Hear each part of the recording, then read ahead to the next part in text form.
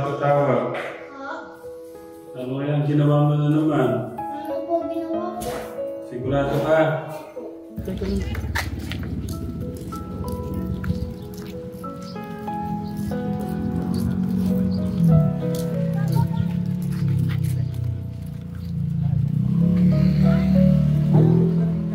Dito tayo ngayon sa Mapaniki Elementary School, Katekra.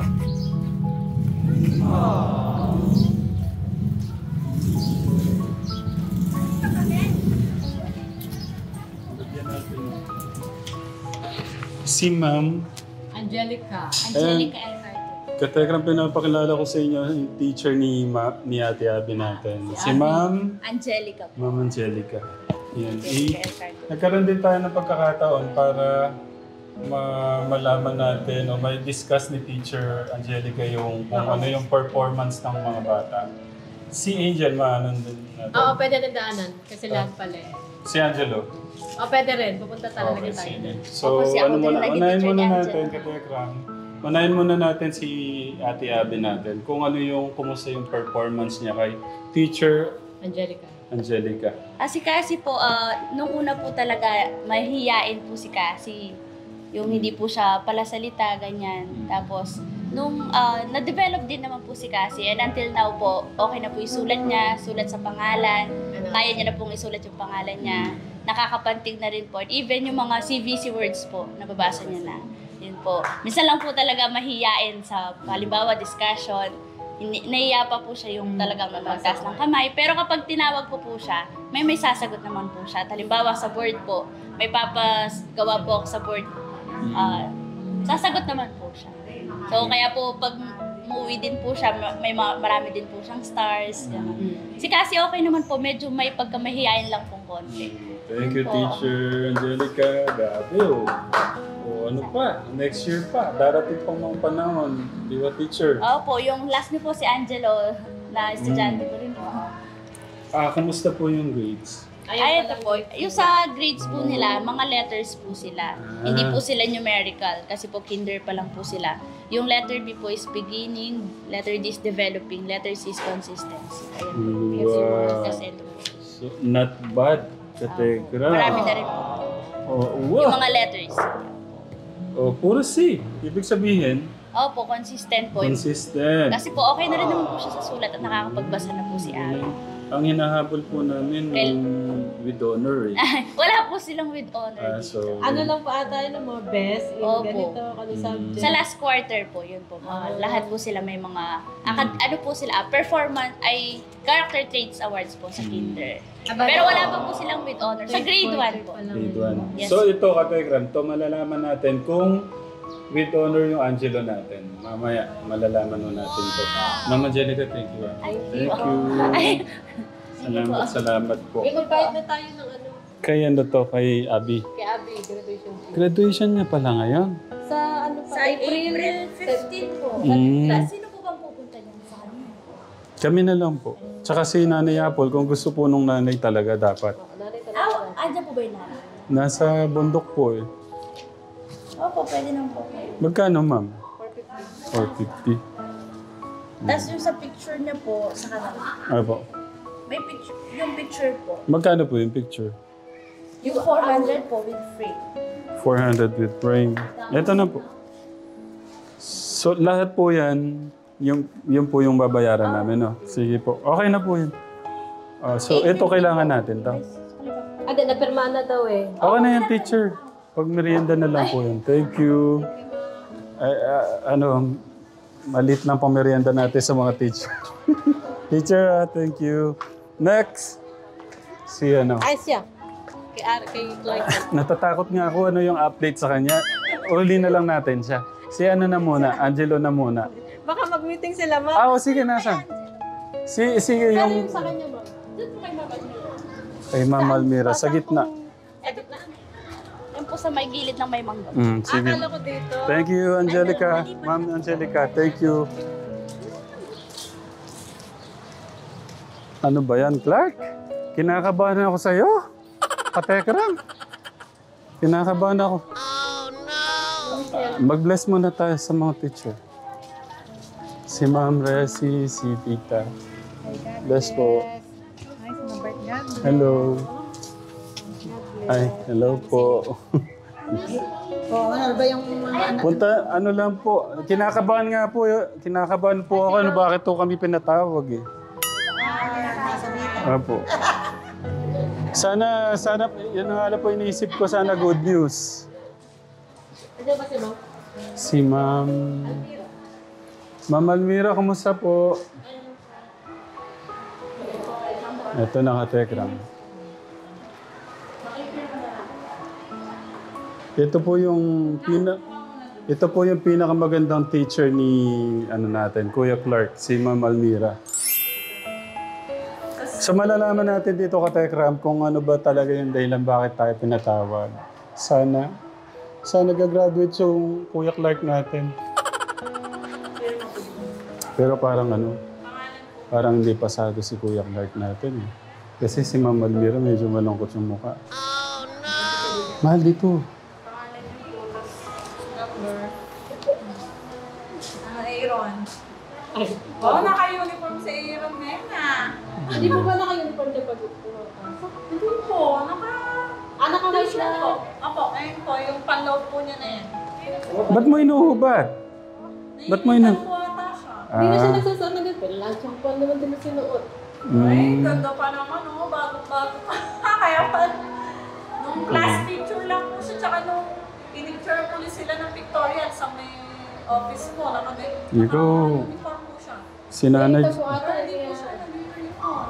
Tingnan mo. si Nanay Jack mo pa naman ang nagpa-plancha. Ikaw, teacher, okay lang, teacher, okay lang po may camera. Ito po. Kinakabahan ho kami, bakit po kami pinatawag eh? Eh kasi dati, nung first quarter po, wala pa po kasi pumipirma sa card niya. Kaya kailangan po kasi may pirma din po yung card niya. Para makausap ko din po. Guardian po. Kayo po. Full force po kami. Opo. Buti po, pwede po kayo ngayon. Opo. Talagang naglaano kami ng oras. Handa na po ba kayong makinig sa sermon ko? Parang. Mukhang mabibigla po ata kayo. Sige ma'am, ready na kami. Doon po muna tayo sana. Ay, wait mo pala sa Ito matagal-tagal. po, ano po muna? Ito po muna yung card. Nakibase na lang po muna yung comment ko po dito. Mula first grading po ito, second grading hanggang third grading. Ikaw na magbasa. Wait lang. Ayan po yung comment. May tubig ba tayo dito? Baka Topic po tayo. pwede pong Hindi, wag na. Okay na. Okay na. First grading. Ayan po yung first grading. Makibasa niyo na lang po. Okay.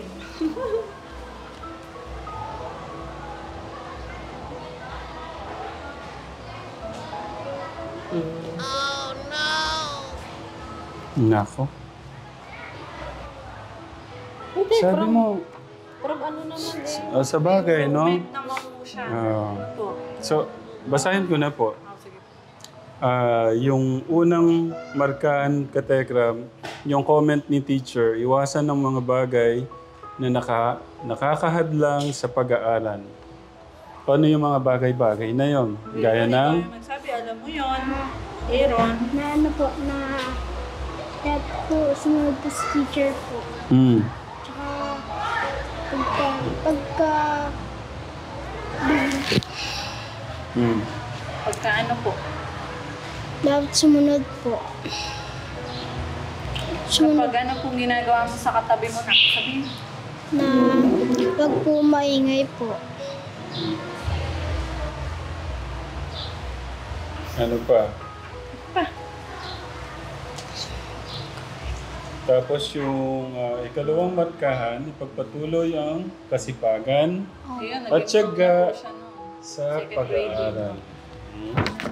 Medyo nag-improve na po siya. Ikatlong markahan, nakikilahok sa mga talakayan sa klase. Nag-recitation po, sumasagot po siya.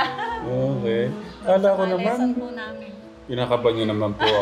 Kala ko Pinakaba naman. po ba kayo? Oo. Ang inaano ko lang po sa kanya, yun sa pagpapasok po, lagi po siyang late.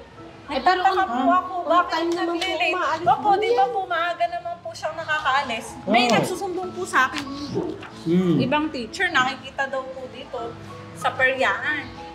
Kaya po Tumadaan pala. ka pa pala ng perya. Sabi, ma'am, nakita ko kasi Aaron doon ah. Ano po ako ginagawa? Yun daw po, naglalaro. Eh, di ba Sa mga may klase perya. nyo is 7:30 ba? Opo. Anong oras? 8 o'clock na po siya dumadating. Oh. Sabi po, tinatanong ko po siya, ba't late ka? Sabi po niya, ano daw po, naglalakad daw po kasi siya, mahaba daw po yung nilalakad niya, kaya daw po nalilate siya. Di ba Aaron, sabi mo? Ayun po, sabi niya sa akin. Pero po kasi nakikita po po eh. siya. Palagi po kasi po malayo po sa school po dito po eh. Kasi po palagi po Ilang na hakbang lang, ikaw talaga. Abuti kayo ba isang oras doon na? Sabi ko nga po sa kanya, bakit isang oras ba yung lakad mo na yun? Hindi ka naman ito nakatawid ng ilog at ng bundok. Wala po ba siyang kasabay na naglalakad? Dati po kasi nakakasabay na sila Abby. Yun po yun nga po eh. Parang kasi naisip ko, may kasabay naman po siya doon. Ngayon po, hindi na. Wala na. Siya na po mag-isa. Pala, baka po ako kasi nagdadailan lang. Eh, at least po ngayon, nakausap ko po kayo, ma-confirm ko na din po. Ano po masasabi niyo na, ano naman po masasabi niyo, teacher? Okay Sa naman po siya improvement? improvement po ng lesson po namin. Bali, di ba po, sa ano po, sa pagbabasa po, nag-improve po talaga siya. Noong una po kasi, di ba po, talagang alam po siyang alam sa sounds, ng letter, sa pagpapantig. Ngayon, at least kahit pa paano, nakakapagpantig na po siya. Kaya ready na po siya for grade 1. Oo! Ready ko na po siya sa card niya po. Ibig po sabihin, pasado po siya. Gagraduate po siya. Wow! Moving up po siya.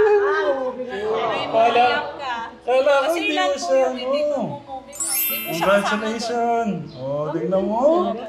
Talaga. Kahit kinder po ngayon, hindi na po i-moving up. Hanggat di po nakakapagbasa. Ocha!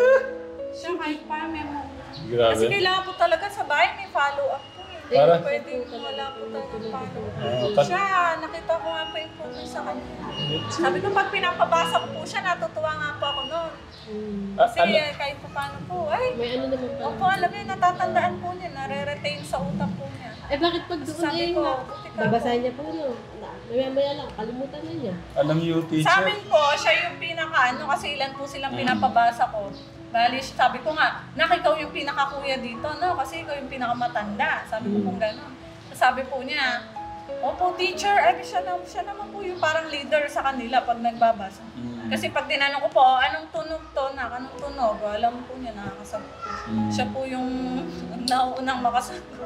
ano ko lang, teacher, pagka hindi mo na naturo o hindi mo na naituro ulit kumari mga 2 linggo, medyo... Nakakalimutan na po, no? Anong gagawin para hindi makalimutan yung mga ano? Naging po siyang pinagsasagot. mag-aral po at Mag-focus. Okay? Nawawala ko kasi minsan yung focus sa laro. Ayun nga po. Alam niyo po, nung minsan, kanina po pala, nagawa ng usapan, sabi ko na wala kayong pasok bukas, tuwa po. Sabi ko na, huwag kang tuwa-tuwa at dahil sa biyernes niya, pababasahin na kayo ng principal. Sabi ko, Yun na po yung yun na po yung post nila. Tapos yung una po kasi pre-pa lang po, yung prepa lang po. Yun yung sinasabi ko. Ibig sabihin, Yun po yung evaluation sa kanila. paano kung hindi ho siya pumasa dun? Eh, kailangan po makapasa doon. Kahit na okay sa inyo, Tapos sa kanya, hindi naman po.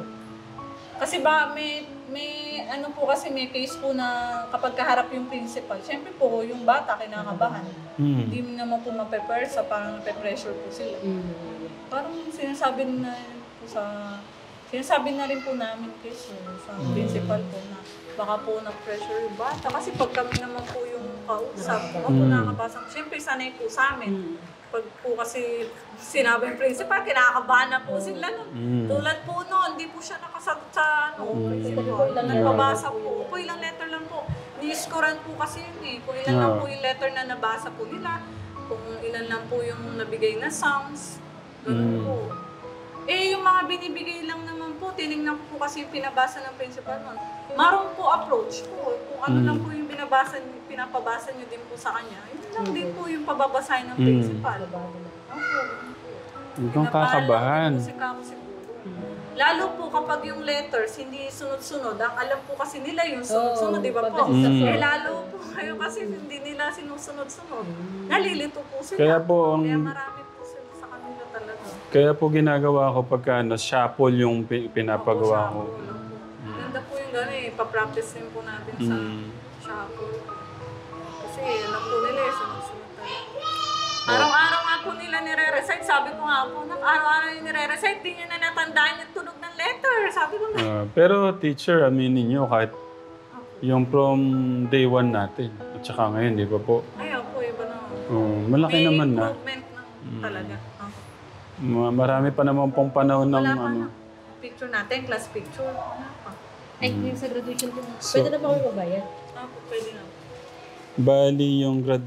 450. Tapos yung picture. Kasi picture. May frame po ba? Pag may frame po, 400. I-frame mo na yun. Parang...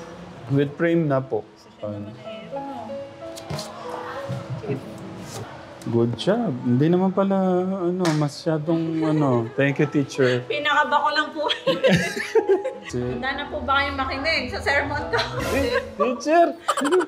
Sabi ko, kaya sa bahay pa lang po na ako sabi, baka hindi siya pasado, sabi ko. Minsan nga lang po talaga, may times na mahirap siya sa way, pero ngayon po dati po mahirap, ngayon okay na po. Nagagamay ko na po yung sa kanya. Thank you po sa yung pangunawa po niyo. Kasi pag dadaldal po talaga siya. Talaga kailangan ng, kung 100% na yung PC mo, dapat gawin mo ng 1,000 para sa kanya. Ganun nga. Kaya, thank you, teacher. Talaga bata. Thank you po. Thank you. Ano sasabihin kay teacher? Okay. Thank you, teacher. Sabi. Kala ko, kinabahan ako doon. Pogi. Next naman tayo kay Angelo. Angelo Katekram. Ito. Ang dami nating anak. Teka, bumaan tayo na anim. Ay, ito si Ma'am Maribel. Si Angelo? Kinuha na po ni Okay na. Silip natin. Sige. Para maano na rin natin. Si Ma'am. Maribel. Ma'am Maribel, okay lang po may camera para po... Thank you, Ma'am Maribel.